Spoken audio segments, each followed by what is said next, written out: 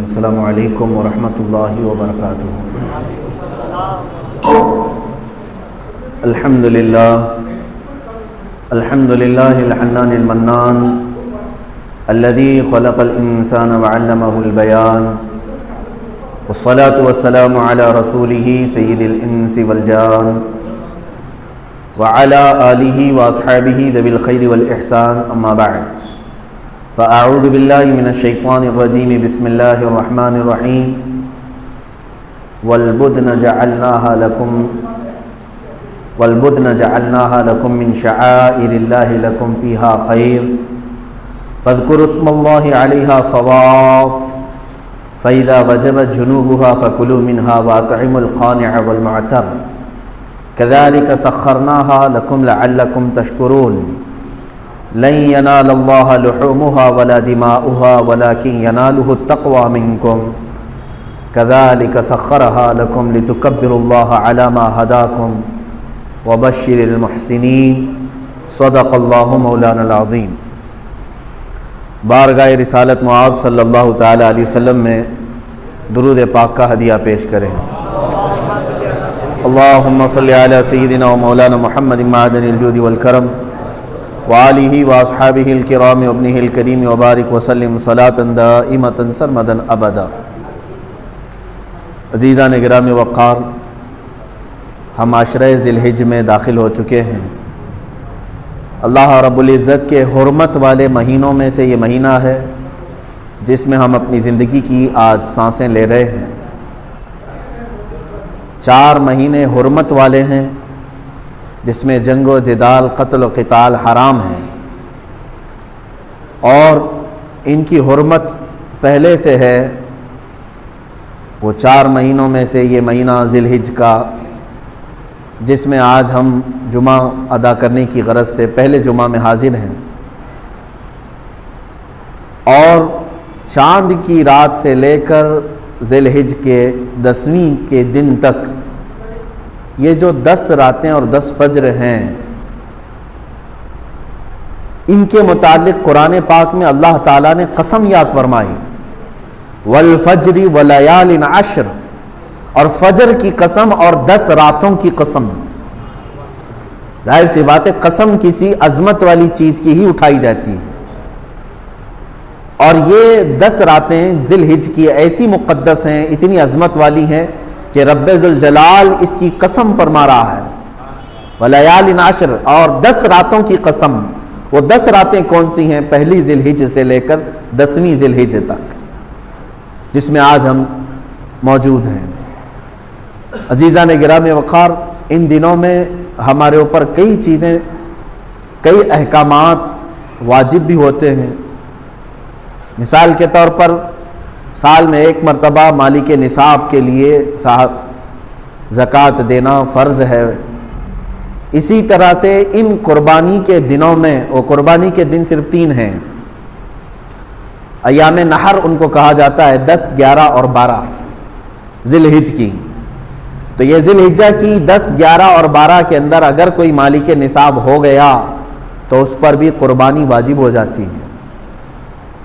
اب یہاں سے قربانی کے معاملات ہیں، قربانی کے احکام ہیں۔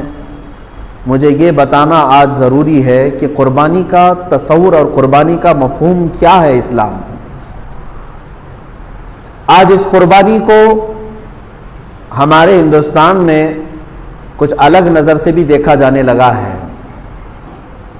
بات در حقیقت قربانی کی نہیں ہے، بلکہ تمہاری عبادات کی ہے۔ یہ تو بہانہ ہے کہ قربانی ہے۔ آج جو حالات ہمیں سننے کو مل رہے ہیں کہ مسلمان لاکھوں جانوروں کو ذبح کرتے ہیں، اس چیز پر پابندی ہونی چاہیے کہ جیوت لائف والے کسی بھی ایک مخلوق کو نہ ذبح کریں، کاٹنے نہ دیں۔ عزیزان گرامی وقار، یہ قربانی کا تصور صرف اسلام میں نہیں، آدم علیہ السلام سے چل رہا ہے۔ انسان اول کی ابتدا جہاں سے ہے، انہی دنوں سے قربانی کا تصور ہے۔ قرآن پاک میں موجود ہے، 6 پارے میں رب تعالیٰ نے فرمایا، وَاتْلُ عَلَيْهِمْ نَبَأَ بَنِي آدَمَ بِالْحَقِّ اذ قربا قربانا فتقبل من احدهما ولم يتقبل من الاخر۔ جب آدم علیہ السلام کے دونوں بیٹوں کے درمیان جھگڑا ہو گیا، حابیل اور قابیل کے درمیان نکاح کے مسئلے کو لے کر، دونوں ایک خاتون سے، ایک ہی عورت سے شادی کرنا چاہتے تھے، تو ان کے متعلق حکم یہ آیا کہ دونوں لوگ اپنی قربانی کریں، اور جس کی قربانی قبول ہو جائے وہ نکاح کر لے اس سے، وہ حق پر ہے۔ تو اس زمانے میں قربانی کا طریقہ یہ تھا کہ وہ اپنے جانور کو ذبح کر کے کسی اونچی جگہ پر، پہاڑ پر یا کھلے میدان میں رکھے، آسمان سے ایک آگ اترتی اور اس قربانی کو اٹھا لے جاتی، یعنی اچانک وہ قربانی کا جانور غائب ہو جاتا، آگ اس کے اوپر آتی، آگ آنے کے بعد جل جانا چاہیے، ختم ہو جانا چاہیے، لیکن اس آگ کے اندر وہ قربانی کا جانور غائب ہو جاتا، تو یہ سمجھا جاتا کہ یہ اس کی قربانی قبول ہو چکی ہے۔ حابیل اور قابیل نے اس زمانے میں قربانی کی، حابیل نے ایک مینڈھے کو ذبح کیا اور بلند جگہ پر رکھا، اس کے چھوٹے بھائی قابیل نے بھی، ان کے متعلق یہ ہے کہ وہ کچھ غلہ اناج لا کر کے اس نے رکھا، دونوں میں سے آسمان سے آگ آئی تھوڑی دیر کے بعد، اور بڑے بیٹے حابیل کے ذبح کیے ہوئے جانور کو وہ کھا گئی، وہ جانور غائب ہو گیا۔ اس سے اس وقت فیصلہ یہ کیا گیا، یہ پہلی قربانی تھی دنیا میں، سب سے پہلی قربانی تھی۔ آدم علیہ السلام نے حکم فرمایا کہ حابیل حق پر ہے، اس لیے اس کی قربانی قبول ہو گئی۔ قرآن پاک میں تقریباً کئی مقامات پر 1 درجن کے قریب آیتیں قربانی کے متعلق ہی نظر آئیں گی آپ کو کہ قربانی کا مفہوم کیا ہے، اور تقریباً عیسیٰ علیہ السلام تک جتنے انبیاء اکرام علیہ السلام آئے، اکثر انبیاء کی امتوں پر بھی قربانی کے احکام واجب ہوئے، لیکن الگ الگ طریقوں سے۔ قرآن پاک میں یہ بھی الذین قالوا ان اللہ عہد الینا الا نؤمن برسول حتی یأتینا بقربان تأکلہ النار، یعنی کچھ لوگوں نے یہ کہا تھا اس زمانے میں کہ ہم کسی رسول پر ایمان نہیں لائیں گے اس وقت تک جب کہ کوئی قربانی آئے، ہم قربانی کریں اور اس کو آگ کھا لے جائے تو ہمیں سمجھ میں آئے گا کہ حق پر کون ہے۔ اس وقت تک یہ معاملات تھے کہ قربانی کو آسمان سے کوئی آگ آتی اور اٹھا لے جاتی، اور سمجھ میں آتا کہ اس کی قربانی قبول ہے اور اس کی قربانی رد کر دی گئی۔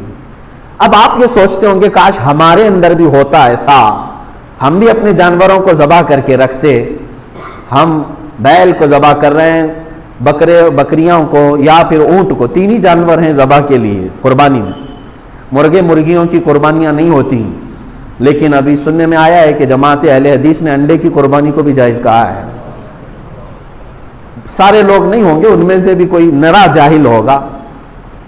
بہرحال یہ قربانی کے متعلق آپ بھی سوچ رہے ہوں گے کہ پہلے کی امتوں کے لیے قربانی کرتے تھے تو آسمان سے آگ آتی اور اٹھا لے جاتی، کاش ہمارے اس میں بھی ایسا ہوتا، ہم بھی قربانی کرتے اور رکھتے، آسمان سے کوئی چیز آ کے اٹھا لے جاتی تو ہم سب کو بتاتے کہ دیکھو یہ اللہ کی طرف سے آئی ہے اور قربانی ہماری قبول ہے۔ عزیزان گرامی وقار، آپ تصویر کا ایک ہی رخ اپنے طرف سے سوچ رہے ہیں، یہ میرے رب ذوالجلال کا احسان ہے امت مصطفیٰ پر۔ رب ذوالجلال نے امت مصطفیٰ کے عیبوں کو چھپانے کے لیے، اگر میری قربانی قبول نہ ہوتی تو پورے معاشرے میں میرا چہرہ کیا ہوتا، اگر آگ آ کر کے فلاں کی قربانی کو لے گئی اور میری چھوڑ گئی تو سب کے سامنے تو میں رسوا اور ذلیل ہوتا، 4 لوگ سب بتا کر کے کہتے یہ وہ آدمی ہے جس کی قربانی قبول نہیں ہوئی۔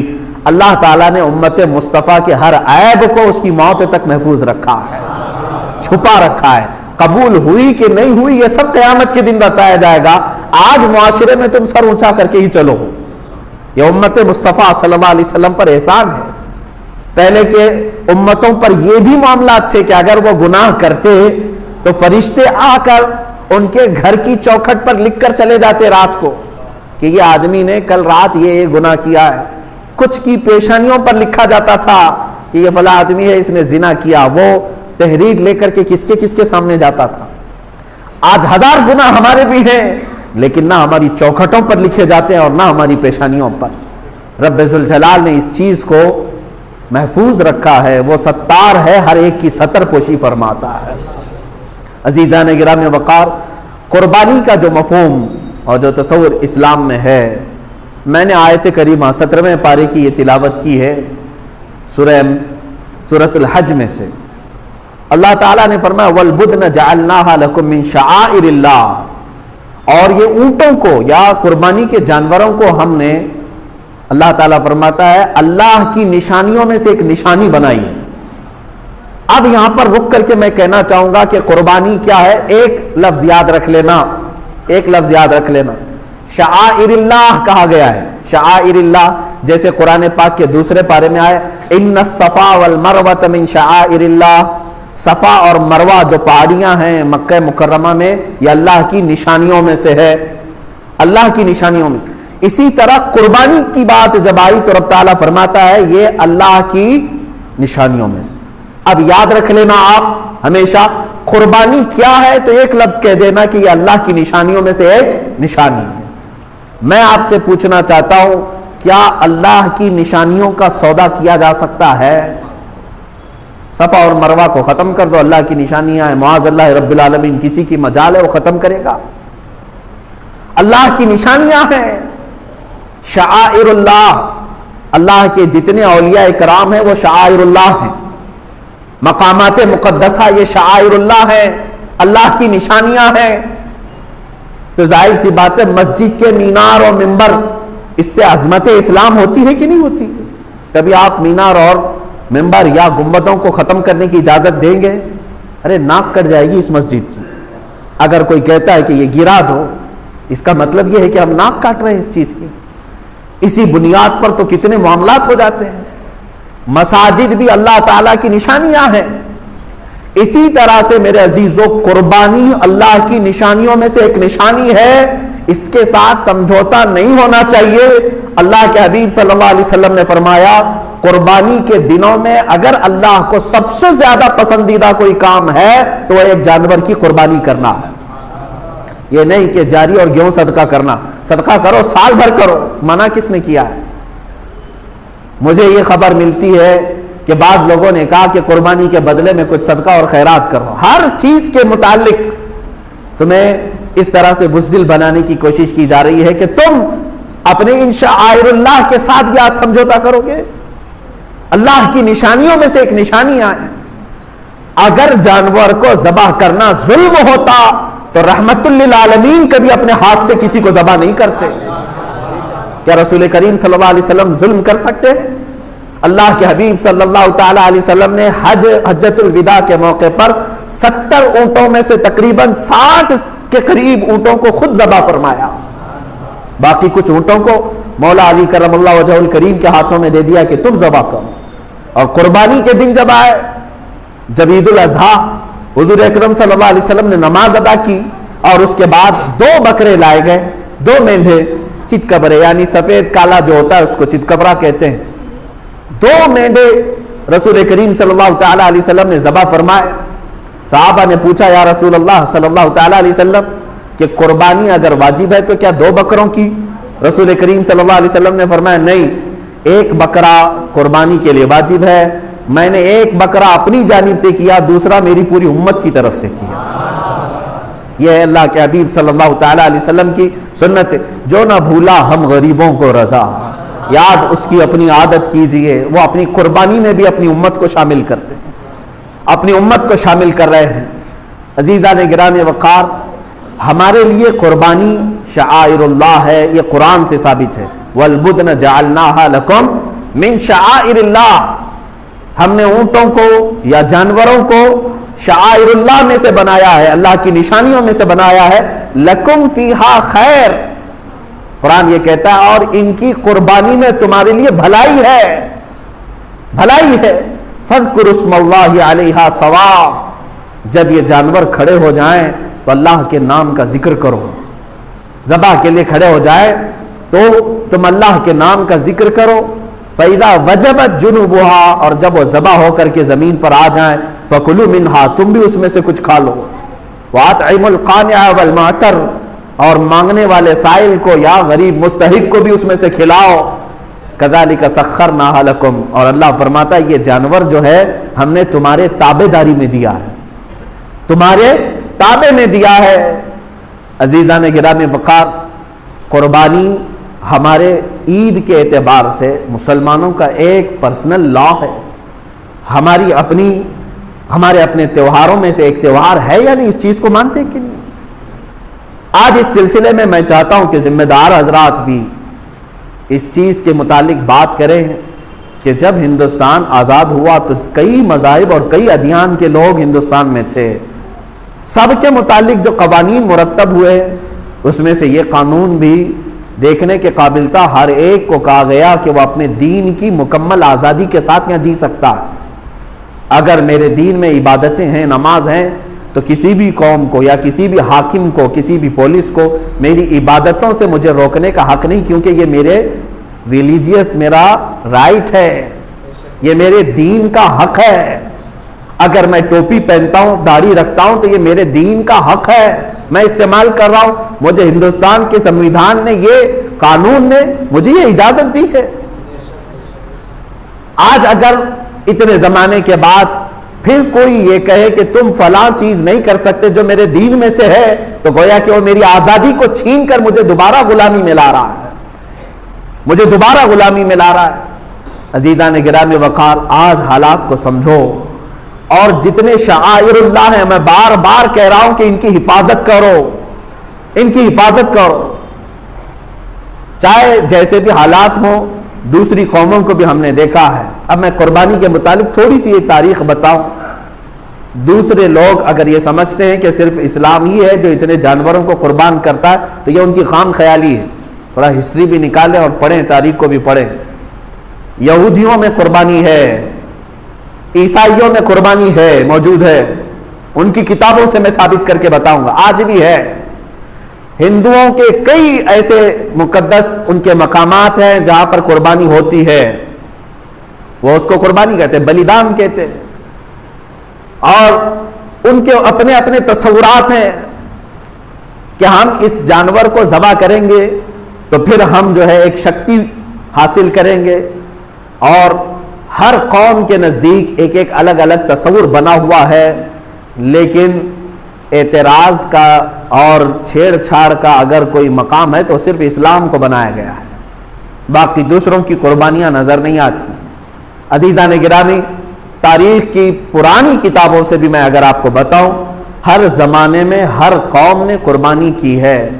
اگر جانور کے ذبح کے متعلق آپ پریشان ہیں تو میں ان شاکاہاری لوگوں سے بھی کہوں گا، تمہیں معلوم نہیں کہ جانور کے اندر صرف جان نہیں ہوتی، پیڑ پودوں کے اندر بھی جان ہوتی ہے.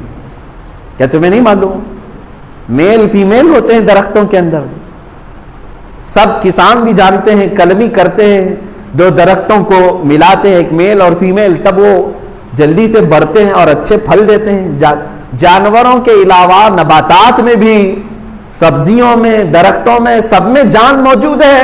بس یہ ہے کہ وہ چلتے نہیں ہیں، ایک جگہ پر کھڑے ہیں. جان تو ان کے اندر بھی ہے، لیکن تم انہیں بھی تو کاٹتے ہو، انہیں بھی تو کھاتے ہو. اس طرح سے اگر دیکھا جائے کہ کسی جان کو نقصان نہیں پہنچانا چاہیے تو خود اپنی جان کی بلیدان دینا پڑ جائے. تم ایک جگہ بیٹھو گے، نہ کسی پھل کو کاٹ سکتے ہو کیونکہ اس کے اندر بھی جان ہے، کسی سبزی کو کاٹو تو اس کے اندر بھی جان ہے. یہ تمام جان والی چیزیں ہی ہیں، نباتات بھی. عزیزان گرامی، اللہ تبارک و تعالیٰ نے پوری کائنات کو پیدا کیا، اور اسی نے جب ہمیں یہ حکم دیا ہے کہ تم ان فلاں فلاں جانوروں کو ذبح کر سکتے ہو، تو بالکل یہ قانون فطرت کے مطابق ہے. اگر ذرا برابر بھی ظلم ہوتا تو رب تبارک و تعالیٰ کبھی اپنے بندوں کو کسی کو ذبح کرنے کا حکم ہرگز نہیں دیتا. اب دیکھیں آپ، ظلم کہاں کہاں ہے، وہاں قرآن نے منع کیا کہ نہیں. ہم بیل، بکرے اور اونٹ کو تو ذبح کر رہے ہیں، لیکن کیا کبھی انسان کو ذبح کرنے کی اجازت قرآن نے دی ہے؟ بلکہ قرآن نے تو یہ کہا، من قتل نفسا بغیر نفس او فساد فی الارض فکأنما قتل الناس جميعا. جس نے کسی ایک جان کو بھی قتل کیا ناحق، ایک جان کو بھی قتل کیا بغیر کسی حق کے، اللہ تعالیٰ فرماتا ہے گویا کہ اس نے پوری دنیا کے انسانوں کا قتل کیا ہے، پوری انسانیت کا وہ قاتل ہے. تو اگر ذرا برابر بھی ظلم ہو سکتا ہے کہیں پر، تو قرآن نے اس پر پہلے سے پابندی لگا دی کہ تم یہاں قتل نہیں کر سکتے، یہاں نہیں مار سکتے.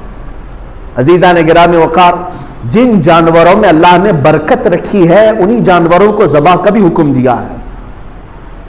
آپ نہیں دیکھتے لاکھوں کی تعداد میں نہیں کروڑوں کی تعداد میں بکرے ذبح ہو رہے ہیں، بیل بھینس یہ تمام ذبح ہو رہے ہیں، اور اونٹ بھی ذبح ہو رہے ہیں، لیکن کیا کبھی ان کی تعداد گھٹ گئی اور کم پڑ گئی؟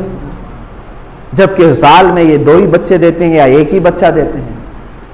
جتنی تعداد میں کاٹے جاتے ہیں اور کھائے جاتے ہیں، بیل ہیں، بکریاں ہیں، اونٹ ہیں، بھینس ہے، ان کی تعداد کبھی کم نہیں ہوئی، کبھی شارٹیج نہیں ہوا گوشت کا، لاک ڈاؤن میں بھی نہیں شارٹیج ہوا، کبھی نہیں ہوا۔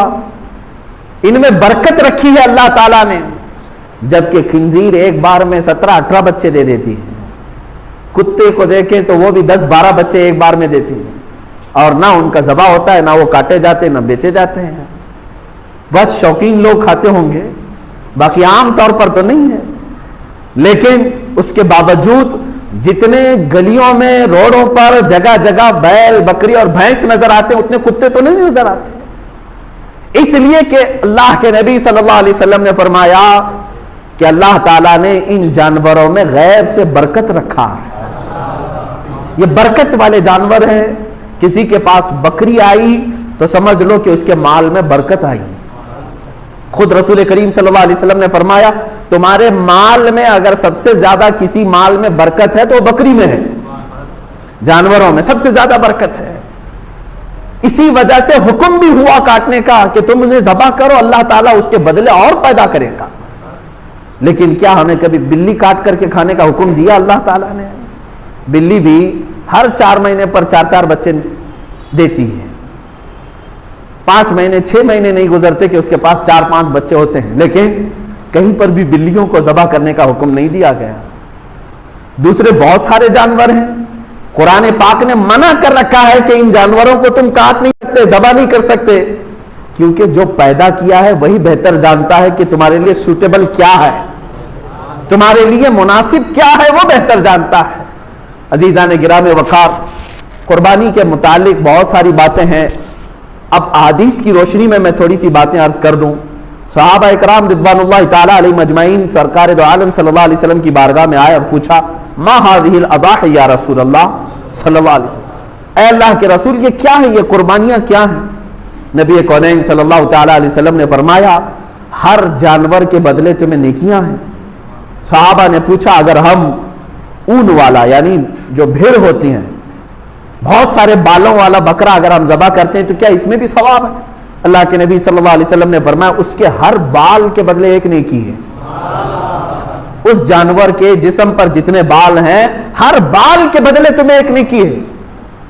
خود اپنی صاحبزادی سیدہ کائنات فاطمہ الزہرا رضی اللہ تعالی عنہا کو حضور اکرم صلی اللہ علیہ وسلم فرماتے ہیں اے فاطمہ اٹھو، اپنی قربانی کی جگہ پر آؤ۔ جب قربانی کرنی تھی کہا کہ تم آؤ، کھڑی ہو جاؤ اور دیکھو، گواہ رہو قربانی کے۔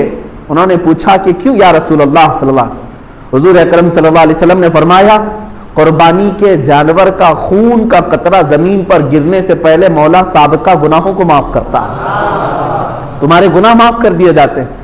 تو حضرت فاطمہ نے یہ بھی پوچھا یا رسول اللہ صلی اللہ علیہ وسلم یہ صرف اہل بیت کے لیے ہے یا سارے مسلمانوں کے لیے؟ رسول کریم صلی اللہ علیہ وسلم نے فرمایا فاطمہ میرے گھر والوں کے لیے خاص ہے اور تمام مومنین کے لیے عام ہے، سب کے لیے ثواب ہے کہ تم اپنے جانور کو ذبح کر رہے ہو تو پھر اس کے خون کے قطرے زمین پر گرنے سے پہلے تمہارے سابقہ گناہ بخش دیے جاتے ہیں۔ اب قرآن کی آیت کی طرف بھی اگر آپ آؤ 17ویں پارے میں سورۃ الحج میں اللہ تعالیٰ فرماتا ہے لَن يَنَالَ اللَّهَ لُحُومُهَا وَلَا دِمَاؤُهَا، تمہارا گوشت اور تمہارا خون اللہ تک نہیں پہنچتا ہے، یہ گوشت اور خون نہیں پہنچ رہا ہے، وَلَٰكِن يَنَالُهُ التَّقْوَىٰ مِنْكُمْ، بلکہ اس کے ذبح کرنے کے وقت جو تمہارے دلوں کی نیت ہے وہ اللہ کو معلوم ہے، اسی پر تمہیں اجر و ثواب ہے۔ تم کس لیے کاٹ رہے ہو؟ گوشت کھانے کے لیے کاٹ رہے ہو یا اللہ کا تقرب حاصل کرنے کے لیے، اللہ کا قرب حاصل کرنے کے لیے؟ آپ سوچتے ہوں گے ایک جانور کو ذبح کر کے اللہ کا قرب کیسے حاصل ہوتا ہے، کیسے اس کے قریب ہوتا ہے آدمی ایک جانور کو کاٹنے؟ میرے عزیزو یہ بھی میرے رب کا احسان ہے۔ کیا ہے جانتے ہیں؟ در حقیقت قربانی تو اپنی جان کی ہونی چاہیے تھی، اللہ تبارک و تعالیٰ چاہتا تو تم سے یہ فرماتا جیسے حضرت ابراہیم علیہ السلام سے مانگا اس نے، اللہ تبارک و تعالیٰ نے فرمایا کہ اے ابراہیم اپنے بیٹے کو ذبح کرو. حکم تو یہ ہو سکتا تھا کہ اے امت مصطفیٰ کے مسلمانوں، تم اتنے سال جیو، 25 سال کی عمر ہو جائے تو آؤ اپنی گردن دے دو، 40 سال کی عمر ہو گئی ہے تو آؤ قربان گاہ میں اپنے آپ کو کٹوا دو. کہیں یہ حکم نہیں فرمایا، بلکہ حقیقی قربانی جو ہے وہ اپنی جان کی تھی. اللہ تبارک و تعالیٰ نے جیسے اپنے نبی کے لیے دمبا بھیجا جنت سے، وہ تو صرف ان کا امتحان تھا، اسماعیل علیہ السلام کو کاٹا تو نہیں گیا، ان کے بدلے میں بکرا کاٹا گیا. تو رب تبارک و تعالیٰ نے فرمایا اب امت مصطفیٰ کے لیے بھی، بلکہ تمام مومنین کے لیے بھی یہی حکم ہوگا کہ تم کاٹو گے اپنی طرف سے کوئی بکرا یا جانور، لیکن مولا تعالیٰ کی طرف سے تمہاری خود کی قربانی سمجھی جائے گی، تم نے خود قربان کیا ہے. اور یہ تصور کب آتا ہے جانتے ہیں آپ؟ قربانی کا جو اصل مفہوم ہے، ظاہر سی بات ہے اب کے زمانے میں یہ تھوڑا سا مشکل ہے. جیسے ہم حصوں والی قربانی لیتے ہیں، ہمارا بیل کہاں کٹا ہم کو پتہ ہی نہیں چلتا ہے. اصل جو قربانی ہوتی تھی وہ ہمارے اپنے پالے ہوئے جانوروں کی ہوتی، یا ذبح کرنے سے چند دن پہلے لائے جاتے تھے. اور اس کے آداب میں یہی ہے کہ اگر تم قربانی کا کوئی جانور لائے ہو تو اسے اچھا کھلاؤ پلاؤ اور اس کو سجا کر کے رکھو، اس سے محبت کرو. حتیٰ کہ بہت سارے ایسے بزرگ ہیں جنہوں نے یہ بھی فرمایا کہ اسے نہلاؤ دھلاؤ، تمام جانوروں سے اسے الگ کچھ نشانی ڈال کر کے رکھو. اور پہلے کے دور میں ہار پہنائے جاتے تھے ان جانوروں، ان کو الگ رکھا جاتا تھا اور سارے لوگ جانتے تھے کہ یہ قربانی کا جانور ہے. ہار پہنا کر کے انہیں الگ رکھا جاتا تھا. اسی سے قلادہ ہے، جیسے عرب میں بھی حج کے لیے جب صحابہ آتے تھے تو ہار پہنا کر کے جانوروں کو قربان گاہ لاتے تھے مینا میں. ان جانوروں کے ساتھ یہ سلوک کیوں کرایا گیا؟ انہیں صبح شام دوپہر ان کے کھانے پانی کو دیکھو، ان کے اوپر تم ہاتھ پھراؤ. دو باتیں، ایک تو میرے آقا صلی اللہ علیہ وسلم فرماتے ہیں قیامت کے دن یہ جانور اپنے سینگ، اپنے کھر، اپنے گوشت، اپنی کھال کے ساتھ آئے گا، ان تمام چیزوں کے ساتھ آئے گا.